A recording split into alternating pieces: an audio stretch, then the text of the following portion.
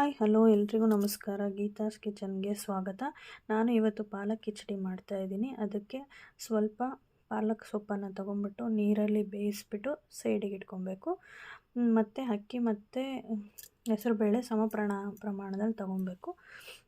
ಎಣ್ಣೆ ಹಾಕಿ ಕುಕ್ಕರ್ಗೆ ಹಸಿಮೆಣ್ಸಿನ್ಕಾಯಿ ಹಾಕಿ ಸ್ವಲ್ಪ ಗೋಡಂಬಿ ಹಾಕಿ ಕೊತ್ತಂಬರಿ ಸೊಪ್ಪು ಹಾಕಿ ಸ್ವಲ್ಪ ಪುದೀನ ಸ್ವಲ್ಪ ಈರುಳ್ಳಿ ಹಾಕಿ ಚೆನ್ನಾಗಿ ಒಗ್ಗರಣೆ ಮಾಡ್ಕೊಬೇಕು.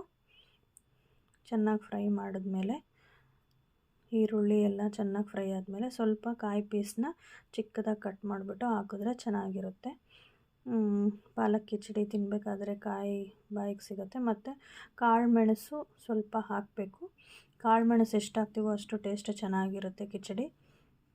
ಸ್ವಲ್ಪ ಶುಂಠಿ ಬೆಳ್ಳುಳ್ಳಿ ಪೇಸ್ಟು 1 ಸ್ಪೂನ್ ಹಾಕಬೇಕು. ಮತ್ತು ಆ ಪಾಲಕ್ ಸೊಪ್ಪು ಬೇಯಿಸಿರೋದನ್ನ ಮಿಕ್ಸಿಗೆ ರುಬ್ಬಿಬಿಟ್ಟು ಅದನ್ನು ಒಗ್ಗರಣೆಗೆ ಹಾಕಬೇಕು.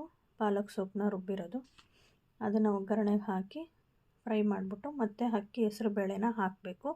ಅಕ್ಕಿ ಹೆಸರು ಬೇಳೆ ಹಾಕಿ ಎಲ್ಲ ಮಿಕ್ಸ್ ಮಾಡಿದ್ಮೇಲೆ ಚೆನ್ನಾಗಿ ಮಿಕ್ಸ್ ಆದಮೇಲೆ ಉಪ್ಪು ಹಾಕ್ಬಿಟ್ಟು ರುಚಿಗೆ ಆಮೇಲೆ ಸ್ವಲ್ಪ ನೀರು ಹಾಕಿ ಚೆನ್ನಾಗಿ ಮಿಕ್ಸ್ ಮಾಡ್ಕೊಬೇಕು. ಅದಾದಮೇಲೆ ಅಕ್ಕಿ 1 ಗ್ಲಾಸ್ ತೊಗೊಂಡ್ರೆ 2 ಗ್ಲಾಸ್ ನೀರು ಹಾಕಬೇಕು. ಆಮೇಲೆ ಅದ್ರ ಮೇಲೆ ಲೆಮನ್ ಹಾಕಬೇಕು. ಲೆಮನ್ ಹಾಕಿ ಕುಕ್ಕರ್ನ ಮುಚ್ಚಿ ಆಮೇಲೆ ಓಪನ್ ಮಾಡಿದ್ರೆ ಚೆನ್ನಾಗಿ ಬೆಂದಿರುತ್ತೆ. ಅದಾದಮೇಲೆ ಅದನ್ನು ಕ್ಲೀನಾಗಿ ಮಿಕ್ಸ್ ಮಾಡಿಬಿಟ್ಟು 1 ಗ್ಲಾಸು ಆ ಕನ್ಸಿಸ್ಟೆನ್ಸಿ ಎಷ್ಟು ನಮಗೆ ಬೇಕೋ ಅಷ್ಟು ನೀರು ಹಾಕ್ಬಿಟ್ಟು ಚೆನ್ನಾಗಿ ಮಿಕ್ಸ್ ಮಾಡಿದ್ರೆ ಪಾಲಕ್ ಕಿಚಡಿ ರೆಡಿ. ತುಂಬ ಚೆನ್ನಾಗಿರುತ್ತೆ, ಟೇಸ್ಟಿಯಾಗಿರುತ್ತೆ ಕಿಚಡಿ. ಮೆಣಸು ಸ್ವಲ್ಪ ಜಾಸ್ತಿ ಹಾಕಿದ್ರೆ ಇನ್ನೂ ತುಂಬ ಚೆನ್ನಾಗಿರುತ್ತೆ.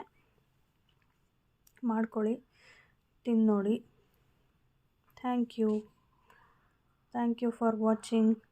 ಪ್ಲೀಸ್ ಸಬ್ಸ್ಕ್ರೈಬ್, ಶೇರ್ ಮಾಡಿ, ಲೈಕ್ ಮಾಡಿ, ಸಬ್ಸ್ಕ್ರೈಬ್ ಮಾಡಿ. ಮಾಡಿಕೊಂಡು ತಿಂದು ನೋಡಿ ಟೇಸ್ಟ್ ಹೆಂಗಿರುತ್ತೆ ಅಂತ ಕಮೆಂಟಲ್ಲಿ ಹೇಳಿ. ಅದ್ರ ಜೊತೆ ಮೊಸರು ಬಜ್ಜಿ ಮಾಡಿಕೊಂಡ್ರೆ ತುಂಬ ಚೆನ್ನಾಗಿರುತ್ತೆ. Thank you guys, thank you so much. Thanks for watching.